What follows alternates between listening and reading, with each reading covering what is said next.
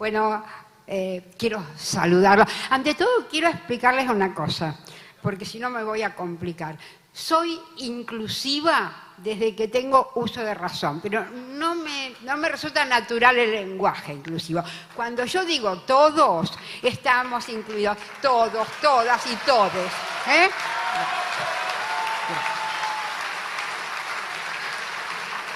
Y ahora esperen que tomo agua.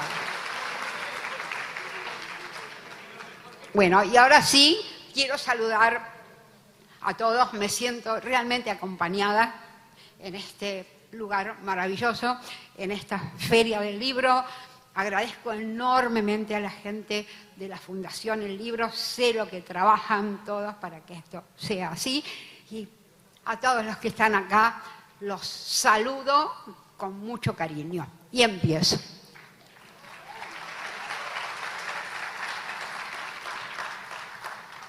Esperen que me acomodo.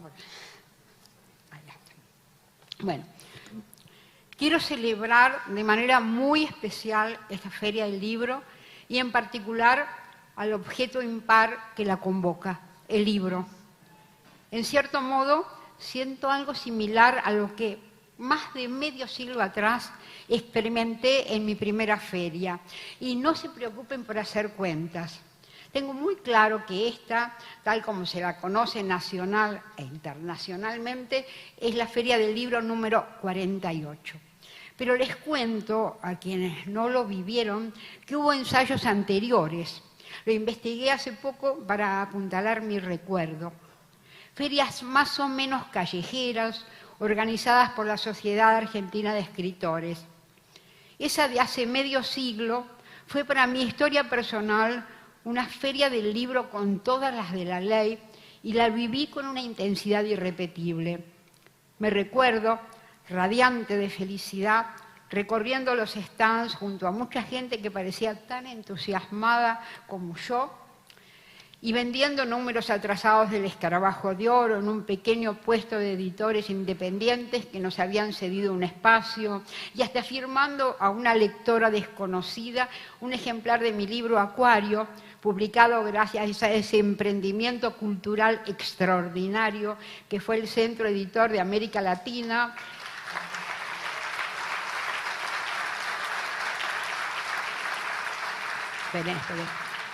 Arrasado pocos años después por la dictadura cívico-militar. Esa feria fue singular para mí porque fue la primera, y siento que esta también lo es, aunque por otros motivos. Presumo que muchos de ustedes se estarán preguntando algo similar a lo que durante los últimos 3 meses me estuve preguntando yo. ¿Tiene sentido celebrar esta nueva emisión de la Feria del Libro en un país en el que día a día crecen la pobreza y la indigencia? Hay millares de despidos sin fundamento. La salud y la educación pública están en emergencia. La obra pública fue cancelada. Nuestras universidades son desfinanciadas al punto de correr el riesgo de cerrar sus puertas. La investigación científica y tecnológica y el ejercicio de la ciencia y la tecnología están siendo devastados. Toda institución o medio que favorece el desarrollo y la difusión de la cultura ha sido desvirtuado o borrado. Se entregan nuestras riquezas naturales y el Estado parece ausente aún en caso de epidemia. Confieso que más de una vez una noticia de último momento hizo tambalear este texto mío aún antes de que empezara a darle forma. Y sin embargo, acá estoy, celebrando, como hace medio siglo en mi primera feria, el estar rodeada de libros y de una concurrencia que, sospecho, en buena medida viene acá porque anda buscando algo preciso o tal vez difuso que espera encontrar en un libro.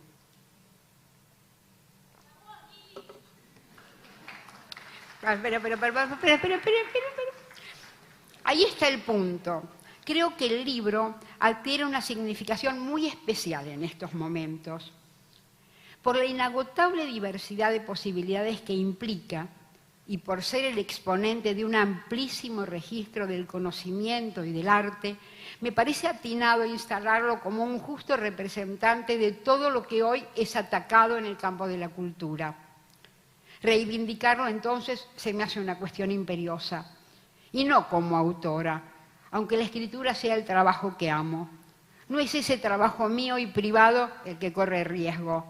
Aún durante la dictadura, dentro del pequeño ámbito de libertad de las 4 paredes de mi pieza, seguí escribiendo, y ese trabajo y nuestra revista me sostuvieron en esa época de brutalidad inédita.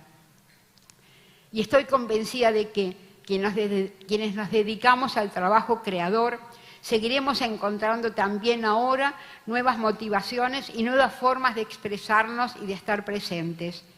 Teatro Abierto fue una presencia muy fuerte durante la dictadura.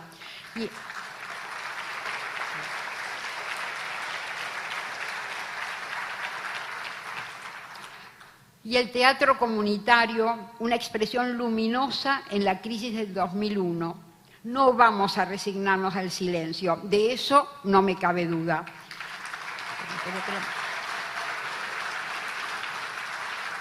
Pero lo que quiero reivindicar hoy es una actividad aún más hermosa y democrática que la creación. Quiero reivindicar la lectura. En primer lugar, la lectura de ficciones, esa aventura maravillosa que algunos tuvimos la fortuna de experimentar desde chicos.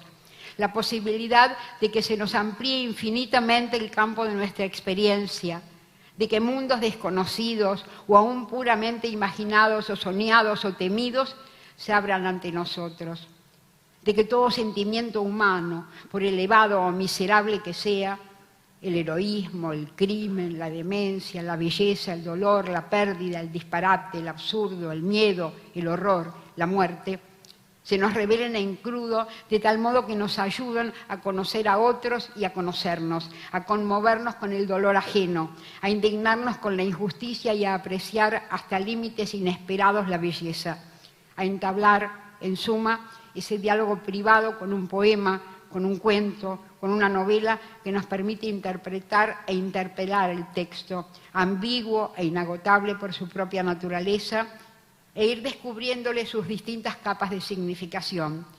Y hago extensiva esta lectura múltiple a quien asiste a la puesta de una obra de teatro o a la exhibición de una obra cinematográfica, y también a quien observa una obra pictórica o una escultura o una fotografía artística. La obra de arte, en suma, nos convierte en espectadores lectores agudos, nos enseña y nos conmina a leer no solo cada obra en sí, a leer cualquier dato de la realidad, por encubierto o indeseado que ese dato sea. Y cuando hablo de leer, no aludo solo a la creación ficcional o artística. El acto de leer permite un diálogo libre y personal con cada cuestión en la que un lector elige sumergirse. Me refiero a la ciencia, a la filosofía, a la historia, a las religiones, al análisis político o económico o jurídico, al humor, a la mitología, al testimonio, a la biografía.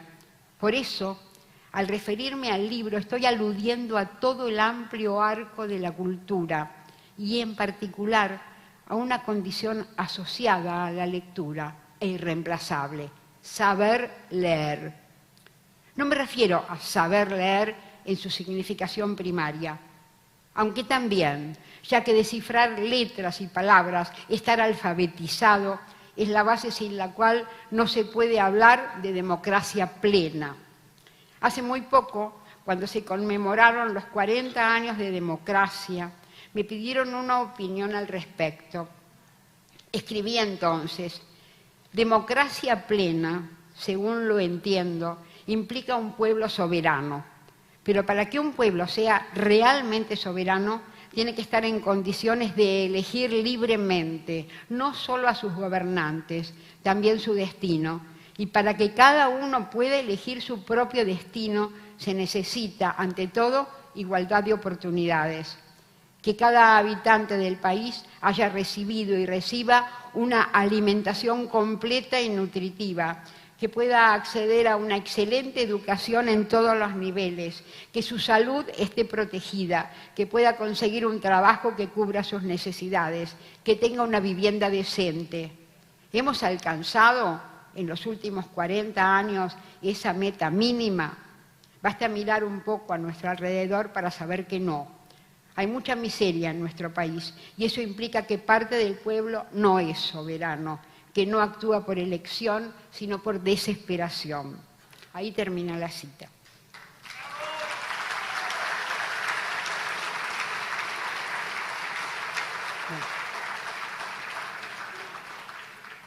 Creo que en esa meta mínima que señalé reside la condición imprescindible para que una persona sepa leer, en el sentido amplio al que me referí hace un momento. No se trataría solo de interpretar un texto y extraer de él un conocimiento nuevo o alguna capa profunda de significación. También de tener la capacidad de leer señales, descifrar gestos, desentrañar intenciones no evidentes, investigar datos.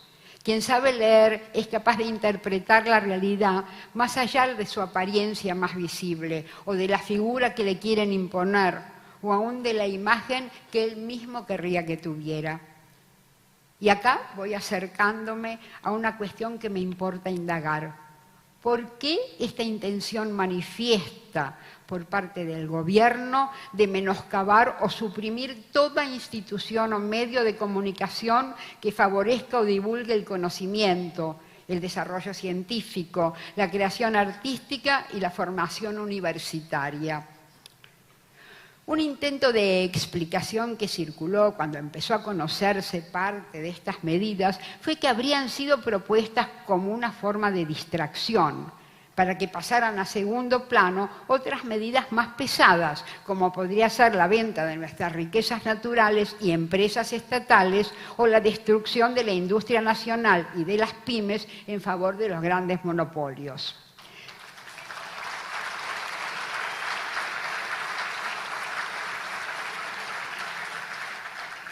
Sin duda, una explicación tan ingenua solo podía estar provocada por la perplejidad inicial.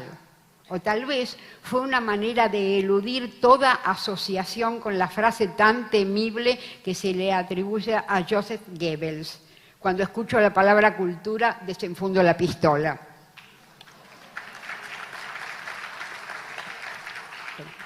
En cuanto al argumento que se utilizó desde distintas áreas del gobierno de que estas instituciones y medios culturales se llevaban los recursos que deberían estar destinados a los niños hambrientos, me pareció por lo menos sospechoso, por dos motivos. El primero, con solo explorar mínimamente el modo en que se financia buena parte de estas instituciones, se podría advertir que eliminarlas no va siquiera a atenuar el problema del hambre. El segundo, porque, de acuerdo a las políticas que se están llevando a cabo, el hambre en sectores cada vez más amplios de nuestra sociedad no parece ser una cuestión de interés para el gobierno. El haber dejado de enviar recursos para los comedores comunitarios resulta una prueba bastante nítida, aunque no es la única. A propósito, vi la interminable cola que se formó para acceder a una ración de alimentos al día siguiente de que se anunciara, de manera algo demencial, que cada necesitado debería solicitar por las suyas su ración al Ministerio de Capital Humano. 20 cuadras tenía la cola, supe después. Y también supe que nunca se atendió a nadie. Antes de que llegara a destino el primer solicitante de la fila, la ventanilla se cerró y a otra cosa mariposa. Semejante crueldad es difícil de concebir, pero ocurrió. Y yo me pregunté, ¿cómo se puede no reaccionar ante una falta tan evidente del más mínimo respeto por un semejante? Y entendí dos cosas. Una, para la funcionaria o funcionario que ordenó cerrar la ventanilla, los que estaban haciendo esa cola no eran sus semejantes. Otra, resistirse a ver la realidad como es puede ser una salida cuando no se ve otra salida. Los que inútilmente estuvieron haciendo cola se negaban, al menos en ese momento, a ver lo que realmente acababa de pasarles. de lo que podría desprenderse algo como esto: que los argentinos no analicemos los mensajes, que no sepamos leer, puede ser a nivel gubernamental un buen modo de evitarse problemas. Y sugiere una explicación probable para el ataque que se viene haciendo a toda institución o medio que favorezca el aprendizaje, el conocimiento, la reflexión y la actividad cultural en general. El objetivo de ese ataque, conjeturé, sería reducir al máximo el número de los que saben leer, apocar, diríamos, al adversario potencial. Ya que utilicé un verbo tan borgiano como conjeturar, voy a recurrir a Borges para tratar de explicarme. En su asombrosa y desopilante nota El arte de injuriar, reproduce este episodio citado por De Quincey. A un caballero, en una discusión teológica o literaria, le arrojaron en la cara un vaso de vino. El agredido no se inmutó y dijo al ofensor: «Esto, señor, es una digresión. Espero el argumento». No.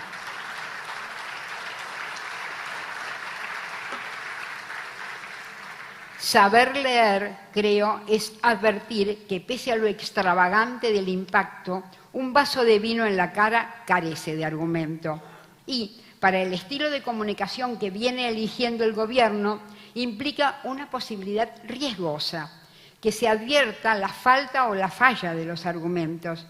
Si cada argentino tuviera la capacidad de saber leer, si contara con los elementos para adquirirla, ¿qué pasaría con los pronunciamientos o exabruptos que se suelen lanzar?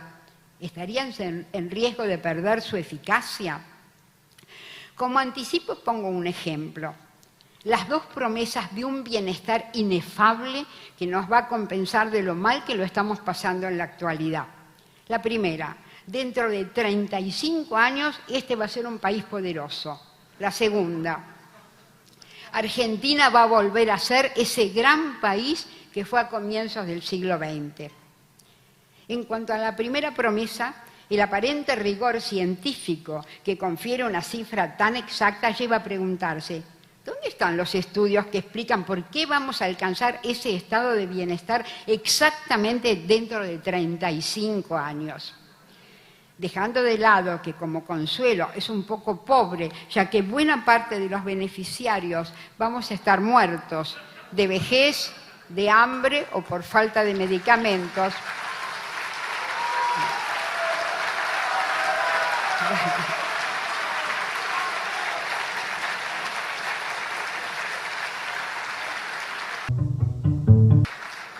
Lo de los 35 años me trae a la memoria una expresión que se usaba cuando yo era chica: el año verde.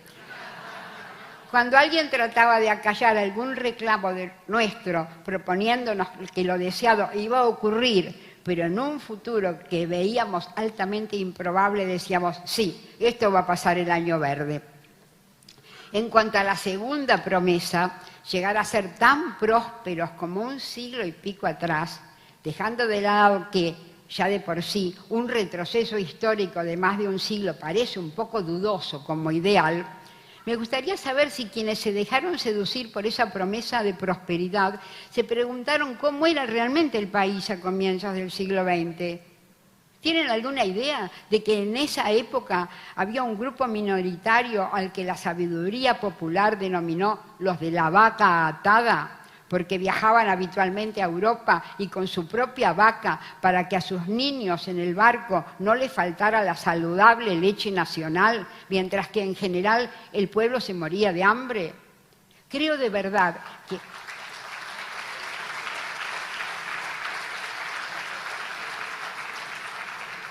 Creo de verdad que quienes promocionan esa meta de retroceder al año 1900 no mienten cuando dicen que ese es el país al que aspiran, pero fuera de estos nuevos representantes de la vaca atada, ¿serán muchos los que quieren vivir según ese modelo?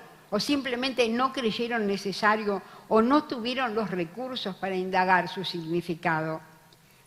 Es razonable suponer que sería la confianza en que, por razones diversas, un buen número de argentinos no analizan los mensajes, lo que le permite al gobierno largar al ruedo cifras inverificables. una hipotética futura inflación del 1.500%, del 15.000%, perdón, pongamos por caso, que no se explica cómo ni cuándo se habría alcanzado, pero que se nos comunica con alegría, no vamos a alcanzar gracias a un plan económico exitoso. Celebremos.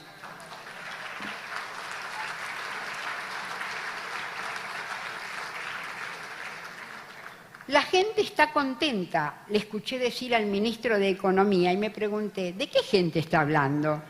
¿Con qué elementos construyó una generalización tan categórica? ¿Caminó alguna vez por la calle? ¿Vio a los que duermen en las veredas? ¿Trató al menos de imaginarse la desesperación de alguien que va a un comedor comunitario para calmar su hambre y ni siquiera allá encuentra comida? ¿Habló con alguno de los que sin justificación acaba de ser despedido? ¿O simplemente la frase le pareció simpática y la alargó sin mucho problema? Debo decir que en algunos casos la irresponsabilidad verbal es tan desembosada que más bien se parece a un chiste. Es el caso del vocero presidencial cuando aclaró que no era cierto que a los jubilados un aumento prometido se les iba a pagar en 2 cuotas. No, simplemente se lo haría en 2 momentos distintos. Es así.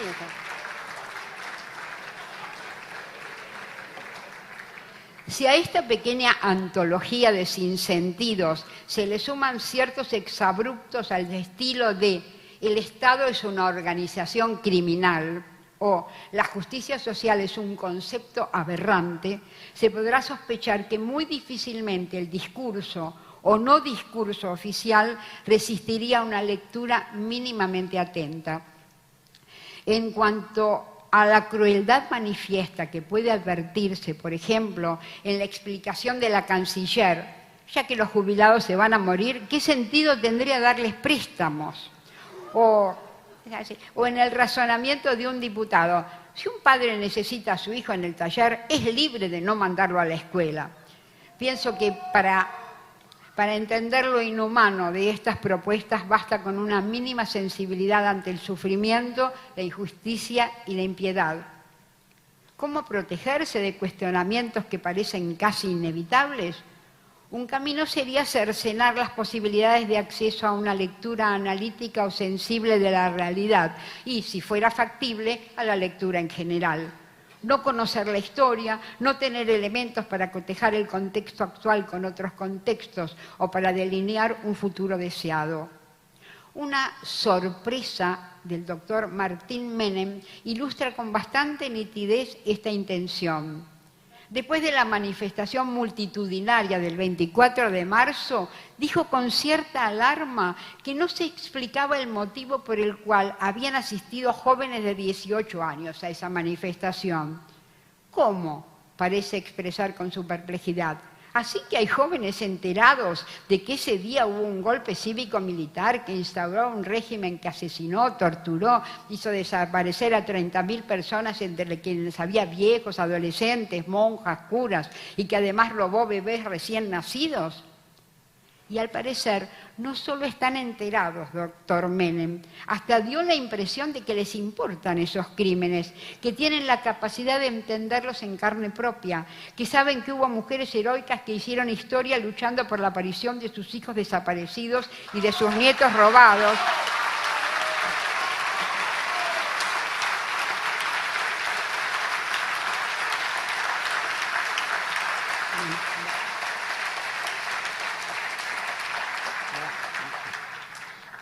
Y que hoy siguen luchando. Esos adolescentes deben tener alguna información sobre nuestra historia reciente porque vivaron a las madres y a las abuelas de Plaza de Mayo y se manifestaron con tanta emoción y con tanto compromiso como todos los otros millares de personas de todas las edades que estábamos allí. Algo está fallando en el programa, sin duda. Pese al empeño gubernamental, no se ha podido conseguir hasta el momento una nueva y completa generación de ignorantes. Según se desprende de la perplejidad del doctor Menem, ese parecería ser el propósito que se está buscando. Porque si no, ¿de qué se asombraría? ¿No fueron jóvenes los que hicieron la reforma universitaria de 1918? ¿No fueron estudiantes secundarios y universitarios quienes defendieron en 1958 la ley de enseñanza laica, gratuita y obligatoria?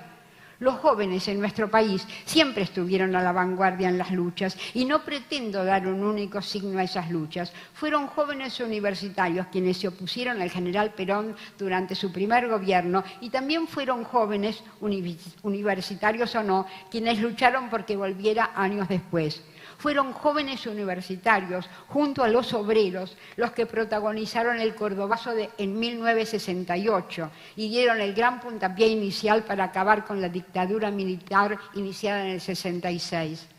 Desde distintas posiciones encararon una lucha y parecían saber por qué estaban luchando. Ahora, lo que en apariencia se busca es que los jóvenes y los no tan jóvenes carezcan de la oportunidad de acceder a la historia y de los recursos para actuar en busca de su destino elegido, de un destino elegido, que sean incapaces incluso de desentrañar qué destino están construyendo otros para ellos.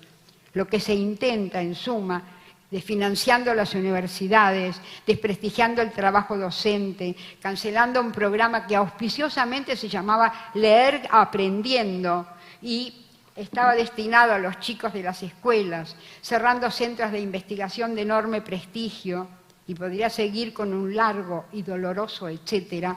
Lo que se intenta, decía, es negarles a estos jóvenes, negarnos a los argentinos la libertad de elegir.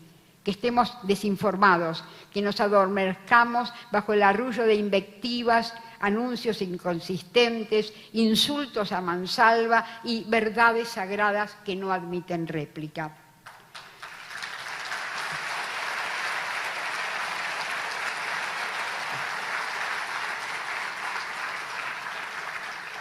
No es descabellado conjeturar que la ignorancia puede tener un considerable peso estratégico. Mirando a mi alrededor y animándome, yo sí, a ver lo que no me gusta ver, debo admitir que no parece un objetivo inalcanzable de conseguir que muchos desesperados no entiendan, necesiten no entender que debajo de tanto exabrupto tal vez haya propósitos que van en contra de sus intereses. Y sobre todo, advertir que unos cuantos no desesperados se sienten cómodos entre tanto grito, tanto insulto y tanta teoría express, al punto de que no miden o no les importan las consecuencias. Sin embargo, me animo a arriesgar que como objetivo esto de ignorancia para todos no va a llegar muy lejos. Ante todo, porque en momentos difíciles como el actual, termina imponiéndose una lectura irrefutable de la realidad que no necesita de estudios previos. Es la inducida por el hambre y por la angustia de haber sido despedido del trabajo sin razón y por cualquier otra injusticia que duele de cerca. Lecturas que la historia universal y nuestra propia historia lo demuestran, encuentran su expresión en la calle. La calle que, pese a la intención oficial de demonizarla, es la voz de los que no tienen voz y de los que no son escuchados y de los que queremos que, junto a todos los demás, se nos escuche. Las marchas multitudinarias y altamente conmovedoras y comprometidas que ocurrieron este martes en Buenos Aires y en todo el país son una prueba muy clara de lo que digo.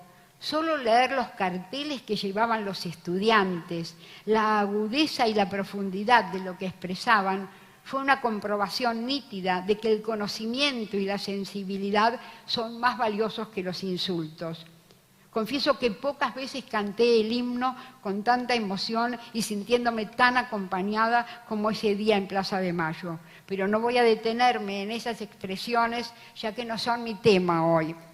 Mi tema hoy es la voz de los que sí tenemos voz, los que tuvimos la oportunidad y tenemos la decisión de saber leer, los que creemos que los argumentos y la solidaridad construyen más que los agravios y el odio, los que al menos a grandes trazos nos proponemos un país en el que las ideas, los análisis, las discusiones prevalezcan sobre el vaso de vino arrojado a la cara.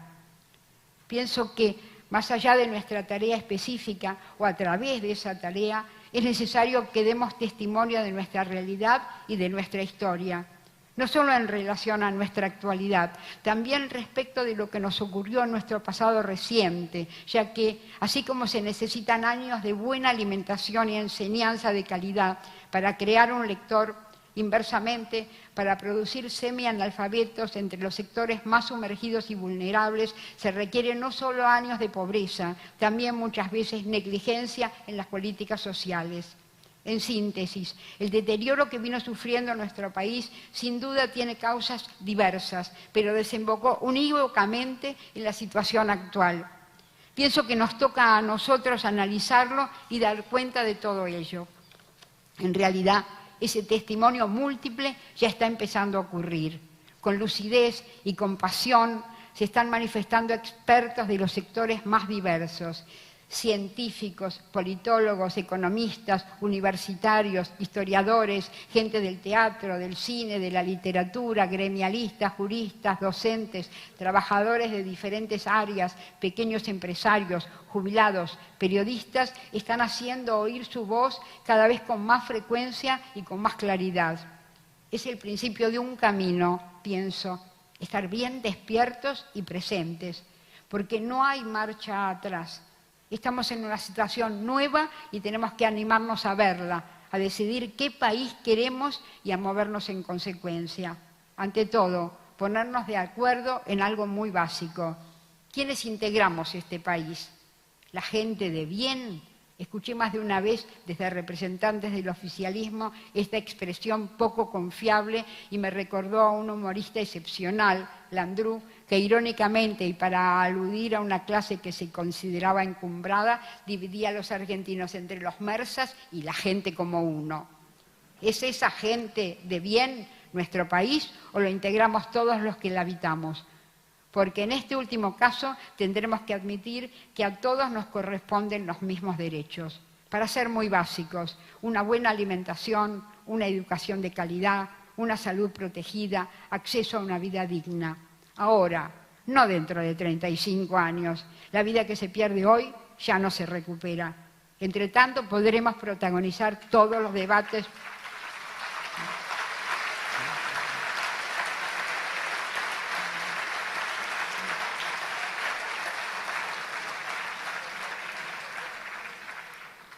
Espera que me perdí.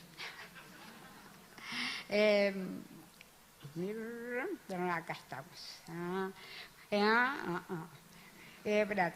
Entre tanto, podremos protagonizar todos los debates ideológicos que hagan falta. Es necesario que ocurran, pero pienso que cuando las papas queman, lo primordial es que encontremos los carriles de coincidir en lo esencial. El nuestro es un país que vale la pena. Esta feria, que desde hace casi medio siglo se viene llevando a cabo, va a constituir mi primer ejemplo. Les cuento que, salvo una vez en que estaba de viaje, vine todos los años y que siempre la sentí como un espacio singular, no solo por el objeto impar que la convoca, también por la gente que la recorre. Y atención, porque a partir de acá, sin desentenderme del panorama sombrío que emergió hasta ahora, voy a mostrar mi hilacha optimista. Estuve en algunas ferias de otros países, tan importantes o más que la nuestra. Vi libros de todas las editoriales, asistí a eventos, conocí celebridades, pero casi no vi gente. Y en esta feria nuestra, desde su primera emisión y aún en circunstancias históricas muy difíciles, el público viene, recorre los stands, busca o encuentra determinado libro, compra lo que puede, asiste a los actos culturales, habla con algún escritor, se encuentra con un amigo que hace tiempo no veía. Siente que este es un lugar que le pertenece. En nuestro país, en suma, el libro importa. Y eso es un dato nada desdeñable acerca de cómo somos o de cuáles son nuestras posibilidades. Y no es el único dato. El movimiento teatral argentino es excepcional. Nuestro cine es valorado acá y en el exterior. Nuestros científicos son requeridos y admirados en todo el mundo. Hay una literatura notable y, Doy fe, siguen apareciendo año tras año nuevos y valiosos escritores. Nuestros humoristas son de primer nivel, tenemos músicos y letristas admirables, numerosas editoriales y revistas independientes que se hacen a pulmón y que, en las buenas y en las malas, publican un material de primer nivel. Pero no solo eso, es notable el sentido del humor popular, que se puede palpar en cualquier calle o en cualquier colectivo y que muchas veces nos salva de la desesperación. Milagrosamente persiste el hábito de encontrarnos en un café solo para conversar. Seguimos manejándonos para arreglar lo que haga falta con un alambrecito. Y todo eso también es cultura, nuestra cultura, la que tenemos que preservar. No se asusten, no tengo la intención de idealizarnos, no es mi costumbre. Unos cuantos y bien bravos defectos debemos tener para que estemos como estamos. Pero contamos con un hermoso capital humano. Esto, y no otra cosa según lo entiendo, es el capital humano.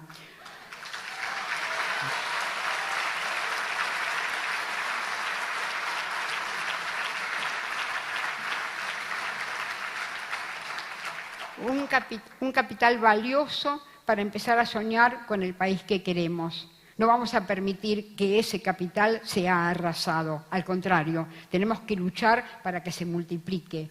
Una buena alimentación y una buena educación para todos es la base. Y no crean que es traída de los pelos una referencia a la alimentación cuando se habla de cultura. Sin una buena nutrición en la infancia no hay posibilidad de aprendizaje. No hay para nuestro futuro cultura posible.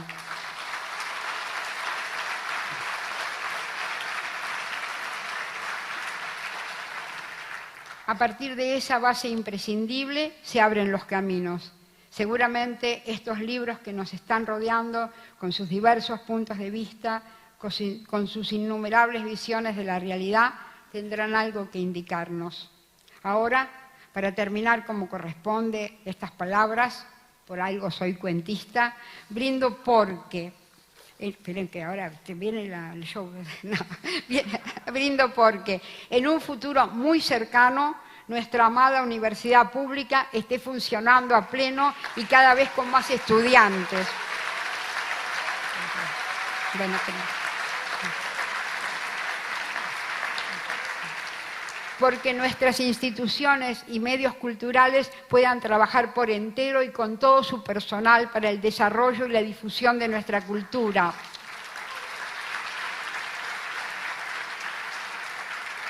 Porque sigue existiendo a través de los años, cada vez más pujante y más popular, esta Feria del Libro, y porque haya muchas otras ferias del libro a lo largo y a lo ancho de nuestro país.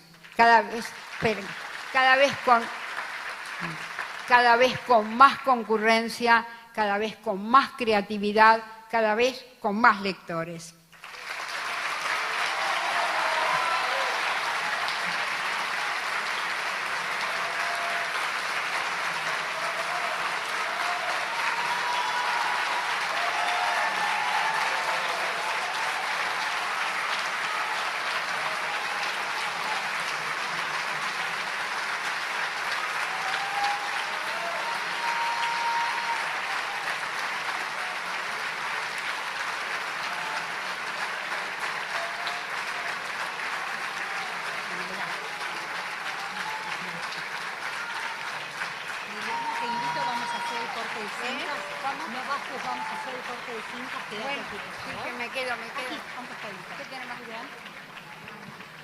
Llega este momento tan esperado por todos, una ceremonia tradicional, pero que en este contexto se resignifica y nos emociona. El corte de cintas que dejará inaugurada esta 48ª Feria Internacional del Libro de Buenos Aires.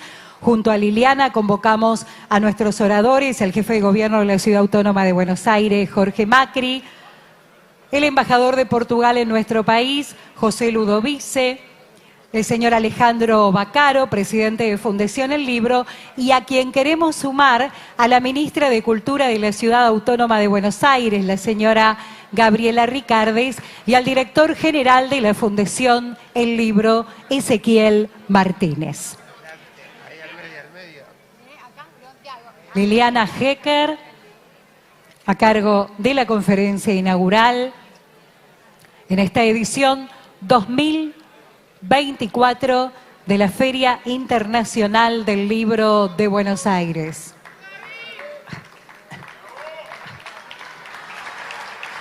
De este modo queda oficialmente inaugurada nuestra 48ª Feria Internacional del Libro de Buenos Aires.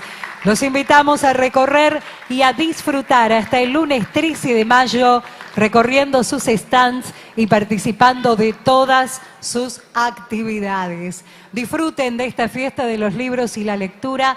Gracias a todas y a todos por acompañarnos. Muy buenas tardes.